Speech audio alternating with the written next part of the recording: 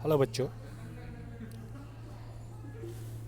आज की क्लास में बेटा आपका टॉपिक है 6.4 खेल चोटों को रोकने के लिए सुरक्षात्मक उपाय। यानी कि खेलों के दौरान जो हमें चोटें लगती हैं, ठीक है, उनसे हम कैसे बच सकते हैं। वो सुरक्षात्मक उपाय, सबसे पहले तो हम अगर कोई गेम खेल रहे हैं उसके लिए हम क्या करेंगे, वार्म अप करेंगे। वार्म अप क्यों करते हैं? वार्म अप हम इसलिए करते हैं क्योंकि अपने शरीर को गर्म करने के लिए, ठीक है। हिंदी में बोल देते हैं गरमाना, शरीर को गरमाना, ठीक है। इसलिए करते हैं हम ताकि हमारी जो मसल्स होती है वे उस खेल के लिए एक्टिव हो सके, ठीक है, और हम इंजरी से बच सके, ठीक है ना। तो आइए देखते हैं खेल चोटों को रोकने के सुरक्षात्मक उपाय क्या होते हैं। खेल और चोट एक ही सिक्के के दो पहलू है भाई। अगर हम खेलेंगे तो चोट लगेगी, ठीक है, तो एक सिक्के के दो पहलू है। अगर आप खेलों में भाग लेते हैं तो चोट लगना एक सामान्य सी बात है, ठीक। खेलों में अगर हम भाग ले रहे हैं मन से और अच्छे से भाग ले रहे हैं तो उनमें चोट लगना तो आम सी बात है। छोटी मोटी बड़ी छोटी चोट लगनी आवश्यक है, ठीक है। खेल गतिविधियों के दौरान चोट लगने की संभावना को खत्म नहीं किया जा सकता है, ठीक है। खत्म नहीं किया जा सकता बट उनको कम कर सकते हैं, ठीक है। लेकिन इसे कम किया जा सकता है। वो कैसे किया जा सकता है? और जरूरी व निर्धारित दिशा निर्देशों की मदद से चोटों के अवसर को कम किया जा सकता है। यानी कि दिशा निर्देश, ठीक है, और से हम क्या कर सकते हैं, उनको अवसर जो चोट लगने के हमारे खतरे हैं उनको कम कर सकते हैं, जैसे कि वार्म अप करके, ठीक है। खेल चोटों से बचने के लिए निम्नलिखित दिशा निर्देश किए गए हैं। क्या क्या दिशा निर्देश दिए हैं इन्होंने, अब हम ये देख लेते हैं एक बार। लक्ष्य योजना, भाई हम क्या करेंगे, सबसे पहले अपने गेम के लिए क्या करेंगे, एक योजना बना लेंगे, ठीक है। लक्ष्य की योजना क्या इसमें इसमें बेटा क्या होगा, आउटडोर एडवेंचर एक्टिविटी को व्यवस्थित करने के लिए। यानी कि आउटडोर मैंने बताया था, एक होता है इंडोर, एक होता है आउटडोर, ठीक है। इंडोर जो वो होता है जो हम अपने घर में, अपने स्कूल में, अपनी यूनिवर्सिटी के में खेलते हैं, ठीक है। जैसे हमने इंडोर मतलब हमने अपने स्कूलों में एनुअल स्पोर्ट्स डे मनाया है, तो वो क्या होगा, इंडोर। क्या कि हम उसको अपने स्कूल की बाउंड्री के अंदर कर रहे हैं। और सपोज कीजिए हम जा रहे हैं जोनल खेलने, इंटर जोनल खेलने, ठीक है, तो उसमें क्या है, वो आउटडोर होगी। आउटडोर यानी कि अपनी जो संस्था है उसके चार दीवारी से बाहर, ठीक है। तो आउटडोर एडवेंचर एक्टिविटीज को व्यवस्थित करने के लिए, यानी कि जो आउटडोर की हमारी एक्टिविटी है उनको व्यवस्थित कर लेते हैं, ठीक है।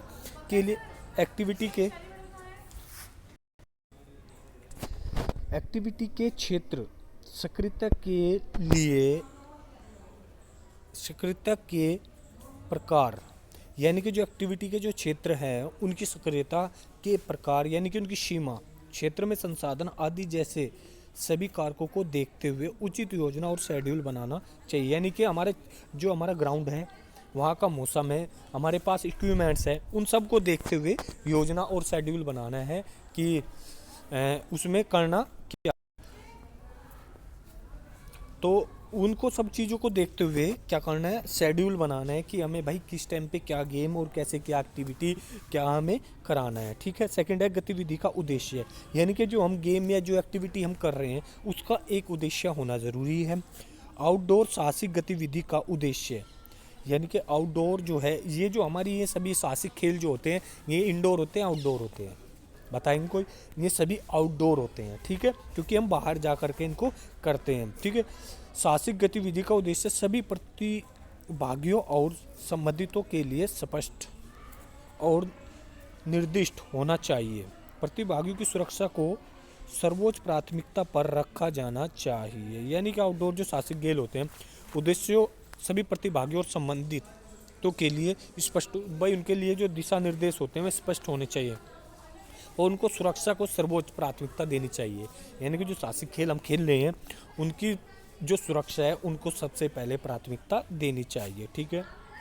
अनुमोदन और सहमति, टीम या समूह को माता पिता या संबंधित अधिकारियों से अनुमोदन और सहमति लेनी चाहिए। यानी कि जब हम साहसिक खेलों के लिए जाते हैं तो हमारे जो पेरेंट्स हैं उनकी और जो हमारे अधिकारी है जो हमें ट्रेंड कर रहे हैं उनकी सहमति होनी ज़रूरी है। वो किस लिए भाई उन फिट है, उस चीज़ के लिए मैं फिजिकली फिट है, मेंटली फिट है या नहीं है, उस चीज़ का ज्ञान क्या करेंगे हमारे जो अधिकारी है, हमारे जो कोच है, वे ही इसका निर्णय अच्छे से ले सकते हैं। ठीक है,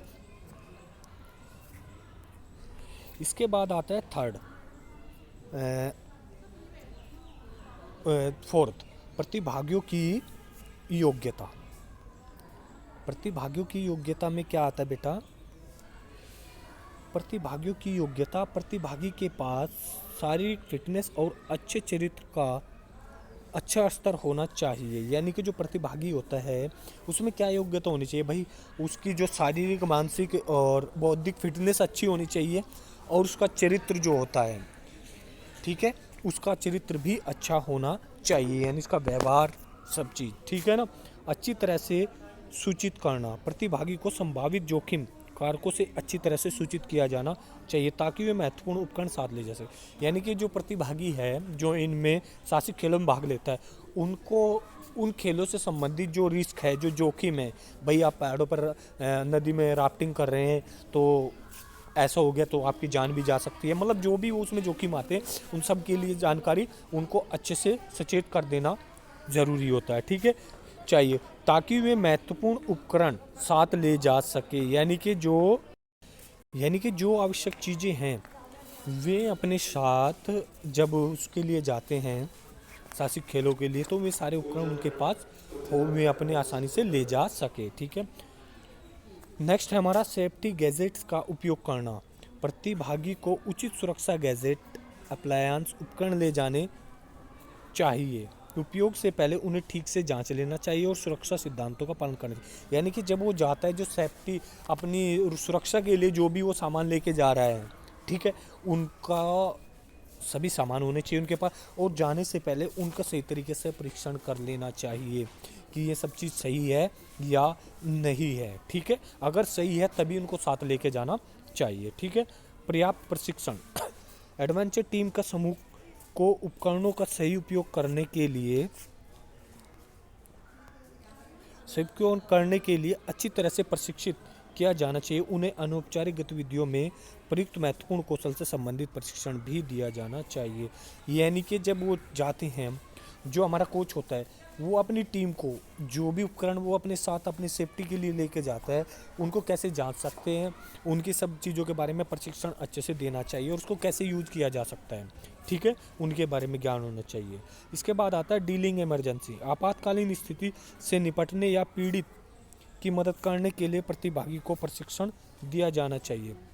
भाई सपोज कीजिए आपातकालीन अगर किसी बच्चे को किसी साथी खिलाड़ी को कोई प्रॉब्लम हो रही है तो उसको कैसे बचाया जा सकता है, और उसको निपटने के लिए कैसे उसकी हम मदद कर सकते हैं। ठीक है भाई, टीम एफर्ट्स, समूह को एक टीम के रूप में काम करना चाहिए, उन्हें एक दूसरों की मदद करनी चाहिए। यानी कि जो हम टीम हमारे साथ जा रहे हैं सभी, उनको एक साथ मिलकर काम करना चाहिए और एक दूसरे की मदद करनी चाहिए। अगर उसको कोई प्रॉब्लम हो रही है कोई से किसी को भी, तो उसकी मदद करनी चाहिए। ठीक है, नेक्स्ट है हमारा प्राकृतिक संसाधनों का उपयोग।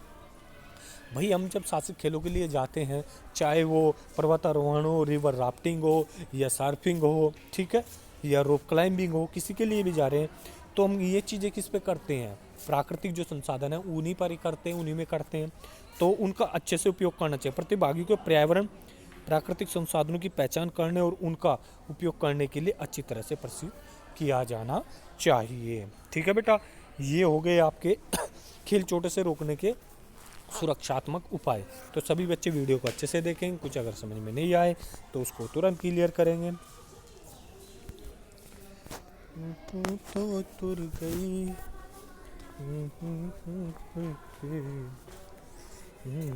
आवेगी तोड़ के